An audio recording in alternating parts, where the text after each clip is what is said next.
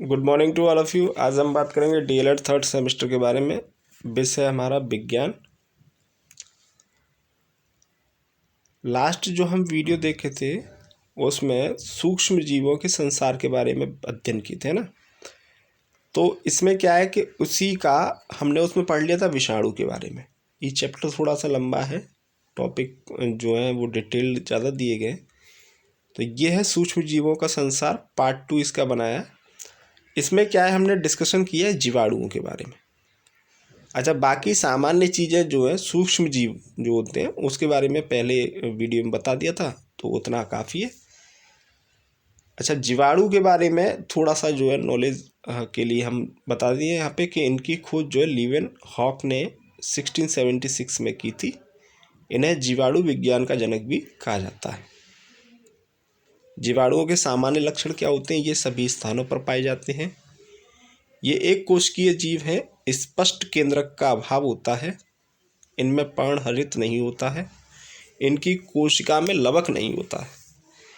इनके डीएनए में histone protein नहीं पाया जाता है। इनका आकार गोल, छड़नुमा या सर्पिल होता है। इनमें जनन जो होता है वो मुख्य रूप से विखंडन के द्वारा होता है। बाकी हो सकता है, ऐसा नहीं है कि नहीं होगा, लेकिन मुख्य रूप से जो मेन प्रोडक्टिविटी है वो डिपेंड करती है इन पे विखंडन पे। इसमें 70 राइबोसोम्स पाए जाते हैं। जीवाणु कोशिका में मीजोसोम पाए जाते हैं। ये इनके कुछ सामान्य लक्षण हैं। अब बात आती है जीवाणुओं के वर्गीकरण की। तो जीवाणुओं को साइजोमाइसिटीज वर्ग में रखा गया है। इसे वर्गीज मैनुअल ऑफ डिटरमिनेटिव बैक्टीरियोलॉजी के आधार पर ही इस वर्ग में रखा गया है। इस प्रकार से इसे 10 वर्गों में बांटा गया है। इसके 10 अलग अलग वर्गीकरण हैं, वो इस प्रकार हैं: कैरियोफेनल्स, हाइपोमाइक्रोबियल्स, सूडोमोनाडेल्स, एक्टिनोमाइसिटिल्स, मिक्सोबैक्टीरियल्स, क्लेमाइडोबैक्टीरियल्स और यूबैक्टीरियल्स, बैगियाटोइल्स, माइकोप्लाज्मेटल्स और स्पायरोकीटल्स। ये इसके डिवीज़न जो है वो 10 पार्ट्स में किए गए। अच्छा, फर्स्ट जो है कैरियोफेनल्स, इसमें क्या होता है, इसमें जीवाणु तंतु के समान होते हैं तथा गोनेडिया के द्वारा इसका जनन होता है। जैसे एग्जाम्पल के लिए कैरियोफेनॉन। दूसरा हाइपोमाइक्रोबियल्स, इसमें क्या होता है, जीवाणु गोलाकार या अंडे के समान होते हैं। इनमें जनन मुकुलन या विखंडन प्रक्रिया के द्वारा होता है, जैसे हाइपोमाइक्रोबियम। स्यूडोमोनाडेल्स में इस वर्ग के जीवाणु परपोषी, प्रकाश संश्लेषी या रसायन संश्लेषी होते हैं। इसमें जनन जो होता है विखंडन प्रक्रिया के द्वारा होता है। For example pseudomonas, xanthomonas etcetera. Actinomycetales जो हैं इसमें जीवाणु तंतुमय होते हैं। इसमें जनन कॉनेडिया के द्वारा होता है, स्ट्रेप्टोमाइसिस। मिक्सोबैक्टीरियल्स में जो होता है इसके जीवाणु छड़ के समान तथा श्लेष में युक्त होते हैं। इसमें जनन की क्रिया विखंडन के द्वारा होती है, मिक्सोकोकस। क्लेमाइडोबैक्टीरियल्स जो होते हैं जीवाणु जल में रहते हैं, ये या कोशावरण से ढकी रहती हैं। एग्जाम्पल के लिए टॉक्सोथ्रिक्स और लेप्टोथ्रिक्स। यूबैक्टीरियल्स जो होते हैं ये जीवाणु अचल, गोलाकार, चल या छड़ के समान हो सकते हैं। इसमें जनन विखंडन के द्वारा होगा, जैसे राइजोबियम और एजोबैक्टर आदि। बैगियाटोइल्स जो होते हैं इसकी कोशा एकल एवं सामूहिक तंतु की बनी होती है। इनमें जनन विखंडन प्रक्रिया से होता है तथा ये है एट्राइकस होते हैं। एग्जाम्पल के लिए बैगियाटोया। माइकोप्लाज्मेटल्स जो होते हैं ये छोटे परजीवी होते हैं। इन परजीवियों में कोशिका भित्ति नहीं होती है। For example mycoplasma. स्पायरोकीटल्स जो होते हैं इसके जीवाणु लंबे, सर्पिलाकार एवं एटाइकस होते हैं। इनका जनन विखंडन द्वारा होते हैं। स्पायरोकीट एग्जाम्पल है इसका। जीवाणुओं की प्रकृति तथा वासस्थान। जीवाणु सामान्यतः प्रत्येक स्थान पर पाए जाते हैं। जल, वायु, धूल, मनुष्य, जंतु के शरीर में, बर्फ से ढके स्थानों में, उष्ण स्रोतों से भी मिलते हैं। यह दूध तथा दूध से बने पदार्थों, आलू, फलों, सब्जियों की जड़ों आदि मृदा में भी पाए जाते हैं। इनकी जो माप होती है, आकार जो होता है, इनकी औसत माप 0.5 से 1 माइक्रोन तक होती है और 2.5 से 5 माइक्रोन तक, है ना, इतने बाई इतने का होता है। इनको जो है सूक्ष्मदर्शी के अध्ययन द्वारा देखा जाता है। इनका आकार माइक्रोन में होता है। बैगिया टोआ मिराबिलिस एक बड़ा जीवाणु है जिसकी चौड़ाई 15 से 20 माइक्रोन तक होती है। इनका आकार कई प्रकार का होता है, परंतु एक जाति के सभी जीवाणु आकार में समान होते हैं। रूप एवं आकृति के आधार पर जीवाणु निम्न प्रकार के होते हैं: गोलाणु एवं या कोकस। गोलाणु गोलाकार जीवाणु हैं। ये निम्नलिखित प्रकार के होते हैं: माइक्रोकोकई, डिप्लोकोकस, स्ट्रेप्टोकोकई, स्टेफिलोकोकई, सार्सिनी एटसेट्रा। और डिटेल लिखा हुआ है इनका, अब थोड़ा थोड़ा इसको डिटेल में भी पढ़ सकते हैं। दूसरा जो है वो है दंडाणु या बैसिलस। ये जीवाणु छड़ की आकृति के होते हैं। जुड़ों में रहने पर ये डिप्लोबैसिलस तथा जंजीर के रूप में रहने पर स्ट्रेप्टोबैसिलस कहलाते हैं। तपेदिक व एनाफिलेंजा के जीवाणु जो है इसका उदाहरण है। तीसरा है सर्पिलाणु या स्पाइरेला। इसमें जो है ये सर्पिलाकार या कुंडलीकृत होते हैं। स्पाइरेलियम और स्पाइरोकीट इसके एग्जाम्पल हैं। विब्रियो ये कॉमा के आकार का होता है। विब्रियो कोलेरा का होता है जो है ना। कुछ विभिन्न प्रकार के जीवाणुओं के चित्र यहाँ पे दिखाए गए हैं। बैसिलस किस तरीके की आकृति होती है इसकी। बैसिलस एम्ब्रेसिस जो होता है वो कैसा होता है। बैसिलस टिटेनी कैसा होता है, टिटनिस का ये है ना। माइक्रोकोकस या डिप्लीकोकस न्यूमोनी या निमोनिया का है। स्ट्रेप्टोकोकस लैक्टिस, स्टेफिलोकोकस ऑरेंज, सार्सिना, स्पाइडरेलियम और स्पाइरोकीट और विब्रियो, ये कुछ जीवाणु हैं जो इनके आपको चित्र जो है इस तरीके की आकृति होती है इनकी। जीवाणु कोशिका की संरचना, ये संरचना किस प्रकार की है जीवाणु कोशिका की, उसको बताया गया। तो इसमें ये आपको चित्र दिया गया। जीवाणु एक कोशिकीय सूक्ष्म जीव होते हैं। इसकी कोशिका प्रोकैरियोटिक होती है। कोशिका भित्ति एक आवरण से ढकी होती है। इसका अध्ययन इलेक्ट्रॉनिक सूक्ष्मदर्शी की सहायता से किया जाता है। ये पहला जो चित्र बना हुआ है एक कासा भी है, ठीक है, और दूसरा बहुकसा भी है।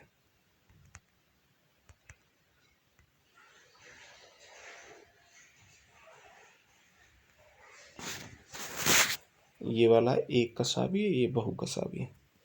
क्या क्या पॉइंट है इसके अंदर सभी डिटेल आपको बताएंगे। सबसे पहले फ्लाजेला, तो ये जो ऊपरी हिस्से में निकली हुई है इसको फ्लाजेला कहा गया, फ्लैजेला। और यहाँ पर अंदर की साइड में ये तंतु से लगे हुए हैं, इनको बताया गया। आधार कण क्या होते हैं।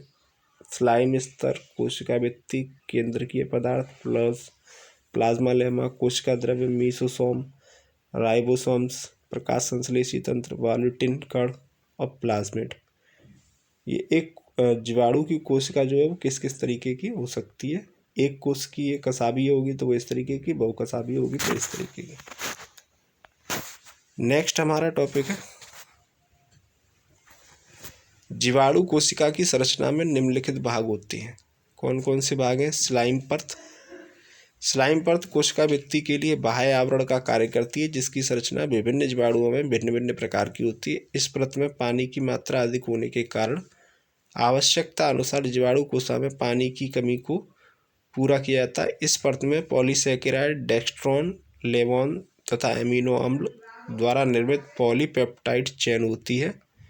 पॉलीसैकेराइड से बने होने के कारण यह परत स्लाइम परत कहलाती है, परंतु यदि इसमें नाइट्रोजन युक्त पदार्थ होते हैं तो यह कैप्सूल कहलाती है, ठीक है। दूसरा जो जीवाणु कोशिका की संरचना का भाग होता है वो होता है कोशिका भित्ति।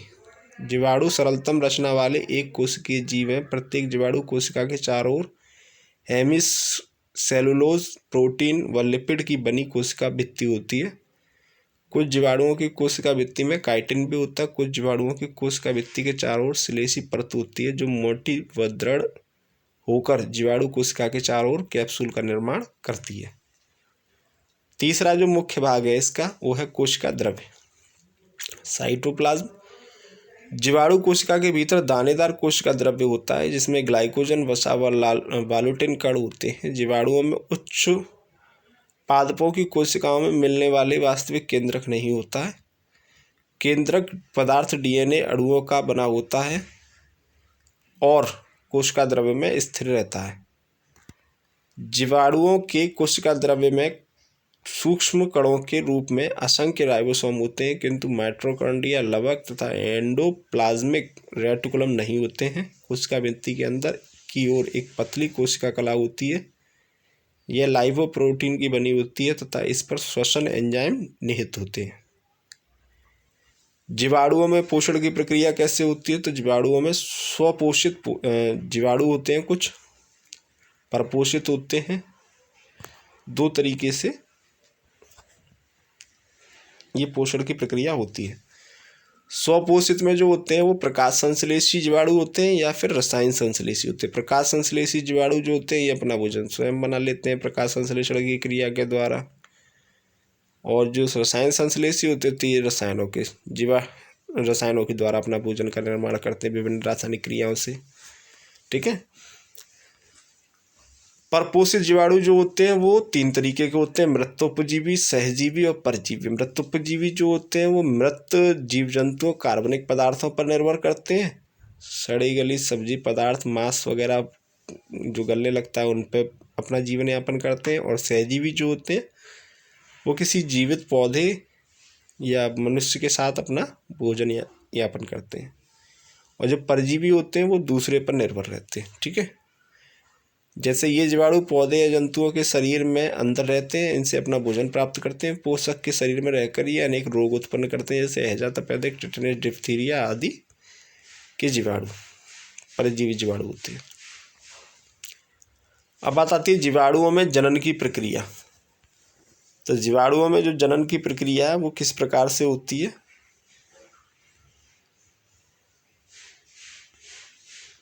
अरे आगे पढ़ो भाई। जीवाणुओं में जो जनन की प्रक्रिया है दो तरीके से जनन होता है इसमें, कायिक और अलैंगिक जनन। कायिक जनन, इसमें जनन विखंडन तथा मुकुलन की प्रक्रिया द्वारा होता है। विखंडन आवश्यक या उचित अनुकूलन वातावरण में जीवाणु कोशिका की भित्ति तथा कोशिका को दो भागों में विभाजन हो जाता है। विखंडन के पहले ही कोशिका का आकार बढ़ जाता है। समय के अनुसार इसके जीवद्रव्य संकुचन व अनुप्रस्थ भित्ति के निर्माण के कारण यह दो भागों में बट जाती हैं। विखंडित कोशिकाएं अपने आकार में बढ़कर पूर्ण विकसित हो जाती हैं। ये प्रक्रिया 15 से 20 मिनट में होती है। तो ये जो है विखंडन की प्रक्रिया दर्शाई गई है। एक जनक कोशिका है वो धीरे धीरे उसके अंदर दीर्घाकार कोशिका में परिवर्तित होती है और फिर वो कोशिका भित्ति जो है किसी स्थान पर थोड़ा दब जाती है। वहाँ से वो दो अलग अलग केंद्रकों का निर्माण करके दो अलग अलग कोशिकाओं में टूट जाती है। तो इसी तरीके से मुकुलन द्वारा, मुकुलन में क्या होता है, इसमें उभरी हुई संरचना प्राप्त होती है। इसमें कोशाद्रव्य व केंद्रकीय पदार्थ आ जाते हैं। संपूर्ण विकास होने के बाद इसमें मुकुलन जनन कोशाशय संकीर्णन द्वारा अलग होकर नई कोशा के रूप में कार्य करती है। अलैंगिक जनन जो होता है, अलैंगिक जनन विभिन्न प्रकार से होता है। अंतः बीजाणु द्वारा बाई एंडोस्पोर, जूस्पोर तथा कोनेडिया के द्वारा और सिस्ट द्वारा। यह अलैंगिक जनन जो है तीन तरीके से इसमें हो सकता है। और एक है ये इसका लैंगिक जनन का डायग्रामेटिक फॉर्म दे रखा है। और जो लास्ट है लैंगिक जनन, इसमें जीवाणुओं में अन्य जीवों की भांति एकमोकों का संलयन नहीं होता है, लेकिन इसमें भी आनुवांशिक पदार्थ का आदान प्रदान होता है। यह तीन प्रकार से संभव है, रूपांतरण, ट्रांसडक्शंस और कॉन्जुगेशन।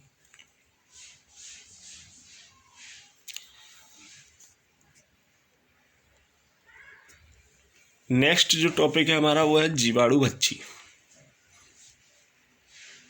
जीवाणुओं का अध्ययन सर्वप्रथम जिंटर तथा लैंडरबर्ग ने सन 1952 में किया था। जीवाणु की इस क्रिया में जीवाणु कोशिका के डीएनए का भाग दूसरी जीवाणु कोशिका में जीवाणुभक्षियों द्वारा पहुंचाया जाता है। यह एक प्रकार का विषाणु है जो कि जीवाणुओं तथा जीवाणु कोशिका को नुकसान पहुंचाता है और उन्हें नष्ट कर देता है और कई जीवाणुभक्षियों को भी खत्म कर देता है। जीवाणुभक्षियों द्वारा जीवाणु कोशिकाओं पर आक्रमण करके उनमें अपने डीएनए डाल दिए जाते हैं, जिस कारण जीवाणु का डीएनए टूट जाता है। जीवाणु भक्षी जीवाणु कोशिका का उपयोग करके गुणन क्रिया करता है। अधिकांशतः इन नए भक्षियों के कारण निर्माण में उसके डीएनए के साथ जीवाणु का डीएनए भी समाप्त हो जाता है। इस जीवाणु कोश के फटने पर अनगिनत जीवाणु भक्षी पैदा हो जाते हैं तथा अन्य जीवाणुओं पर आक्रमण कर देते हैं और अपना डीएनए उनके अंदर प्रवेश करा देते हैं। इससे दाता जीवाणु का डीएनए ग्राही जीवाणु में चला जाता है। इस घटना को लाइटिक चक्र तथा जीवाणु भक्षी को वैरुलेंट फेज कहते हैं। जीवाणु भक्षियों के ट्रांसडक्शन निम्नलिखित प्रकार से होते हैं: विशिष्ट और सामान्य, स्पेशलाइज्ड और जनरलाइज्ड। जीवाणुओं का आर्थिक महत्व क्या है मानव के लिए? तो ये जीवाणु मृदा की उर्वरता को बढ़ाते हैं, मृदा में नाइट्रोजन की मात्रा को बनाए रखते हैं। ये मृदा के मृत कार्बनिक पदार्थों में उपस्थित प्रोटीन्स को अमोनिया में बदल देते हैं। नाइट्रीकारक जीवाणु प्रोटीन्स के विघटन से बनी अमोनिया को नाइट्रोजन यौगिकों जैसे नाइट्राइट और नाइट्रेट में बदल देते हैं। ये मृदा की स्वतंत्र नाइट्रोजन को नाइट्रोजन यौगिकों में चेंज कर सकते हैं। ये जीवाणु स्वतंत्र रूप से या सहजीवी के रूप में पाए जाते हैं। दूध से दही, पनीर, मक्खन आदि बनाने में जीवाणु सहायक होते हैं। सिरका, अल्कोहल, पनीर, जूट, सन, पटसन आदि से रेशे प्राप्त करने में, जानवरों की खाल से चमड़ा तैयार करने में सहायक होते हैं। जीवाणु द्वारा तंबाकू तथा चाय की पत्तियों की सुगंध एवं स्वाद बढ़ाने में सहायता मिलती है। मनुष्य की आंत में ई कोलाई सहजीवाणु पाया जाता है। यह विटामिन संश्लेषण करके मनुष्य को लाभ पहुंचाने में सहायक होता है।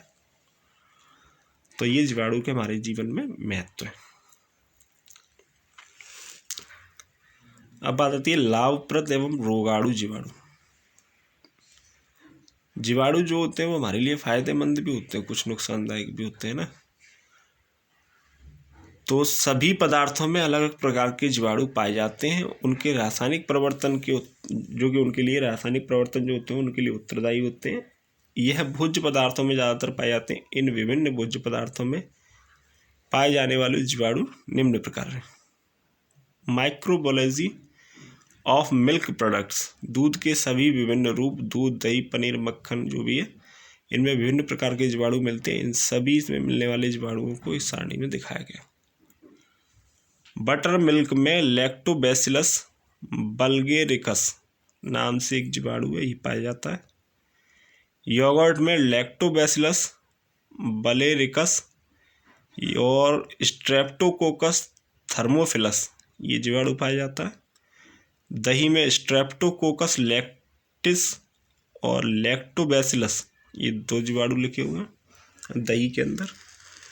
पनीर में लैक्टोबैसिलस लैक्टिस तथा स्ट्रेप्टोकोकस क्रेमोरिस, और एक ये मिल्क का टाइप है एसिडोफिलस मिल्क, इसमें लैक्टोबैसिलस एसिडोफिलस नाम से एक जीवाणु पाया जाता है। जीवाणु तथा औद्योगिक पदार्थ, एसीटोन ब्यूटेनॉल जो है एक पदार्थ है औद्योगिक, ये जो है इसमें कौन सा जीवाणु पाया जाता है? Clostridium एसिटो butylicum. लैक्टिक एसिड पदार्थ में लैक्टोबैसिलस डेलबर्की। लाइसिन में माइकोकोकस ग्लूटेमिकस।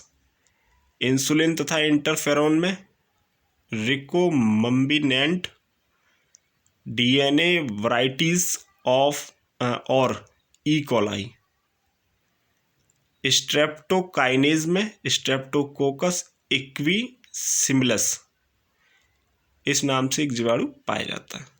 प्रमुख एंटीबायोटिक्स तथा उनके स्रोत, ये एंटीबायोटिक कुछ दवाई हैं, औषधियाँ हैं एंटीबायोटिक्स। इनके स्रोत यानी इनके कौन से जीवाणु इनके अंदर पाए जाते हैं, ये कहाँ से कौन से जीवाणु से ये प्राप्त होती हैं। तो बेसिट्रासिन ये जो है bacillus subtilis. Polymyxin bacillus polymyxa. Vancomycin ये स्ट्रेप्टोमाइसिस ओरेंटिल्स। और स्ट्रेप्टोमाइसिन जो होती है स्ट्रेप्टोमाइसिस ग्रीसियस। क्लोरेफेनिकॉल यह स्ट्रेप्टोमाइसिस वेनिजुएली।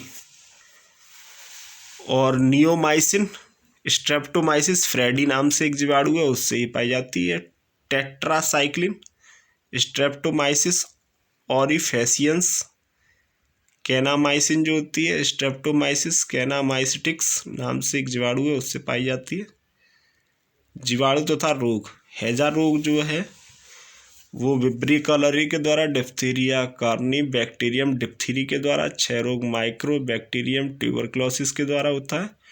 टिटनेस क्लस्ट्रीडियम टिटेनी के द्वारा, निमोनिया स्ट्रेप्टोकोकस निमोनी के द्वारा, सिफिलिस ट्रिपोनीमा पैलिडम के द्वारा, मेनिंजाइटिस नाइजीरिया मेनिंजाइटिडिस के द्वारा, गोनेरिया नाइजीरिया गोनेरिया के द्वारा, टाइफाइड साल्मोनेला टाइफी के द्वारा, काली खांसी बॉर्डेटेला पर्टुसिस के द्वारा, कुष्ठ रोग माइक्रोबैक्टीरियम लेप्री के द्वारा, क्यू फीवर कॉक्सिलिया बर्नेटी के द्वारा।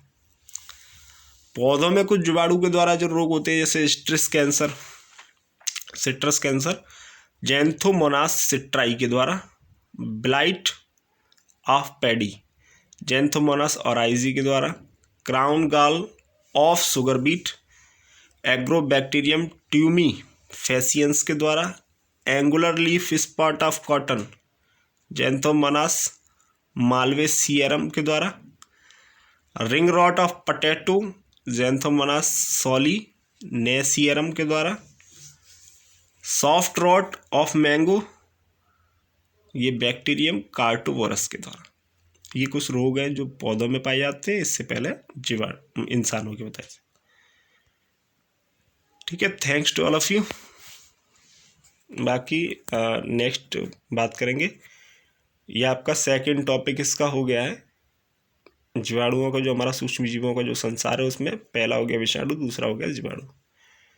ठीक है, thanks to all of you.